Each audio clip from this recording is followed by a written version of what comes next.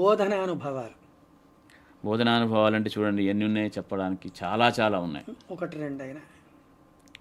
But one thing, ఈ బోధనానుభవాలు ఎందుకు అంటే they were my inspiration. They were my inspiration.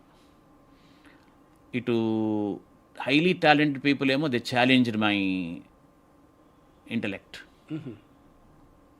మామూలుగా నాకే ఒక రీజన్ లేకుండా ఒక పాఠం చెప్పడం, రీజన్ లేకుండా ఒక ఐడియా చెప్పడం అనేది ఇష్టం ఉండదు.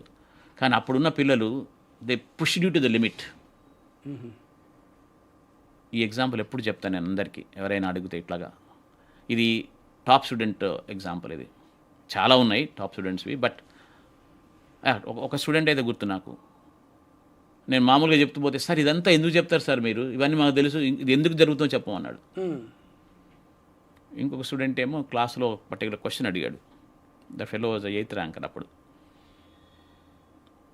ఫలానా క్వశ్చన్, అది ఫిజిక్స్ డీటెయిల్ కాబట్టి క్వశ్చన్ చెప్పను, అది కొంచెం కష్టమైన క్వశ్చన్, యాక్చువల్గా ఆలోచించాల్సిన క్వశ్చన్. అది అడిగినప్పుడు నేను కొంచెం అటు ఇటు కొంచెం ఆలోచించి ఒక పర్టికులర్ వేలో ఆన్సర్ చెప్పాను. చెప్తే ఆ స్టూడెంట్ ఏమన్నాడు తెలుసా, sir that answer is absurd అన్నాడు. ఫేస్ ఎర్రగా అయిపోయింది. అబ్సర్డ్ అని డైరెక్ట్గా. బట్ ఆ స్టూడెంట్ ఇస్ వెరీ హైలీ అది well trained and disciplined and nice fellow. వాడి ఉద్దేశం మనల్ని కించపరచడం కాదు, కేవలం ఆ క్వశ్చన్ యొక్క ఆన్సర్ అబ్సర్డ్, నాట్ యూ.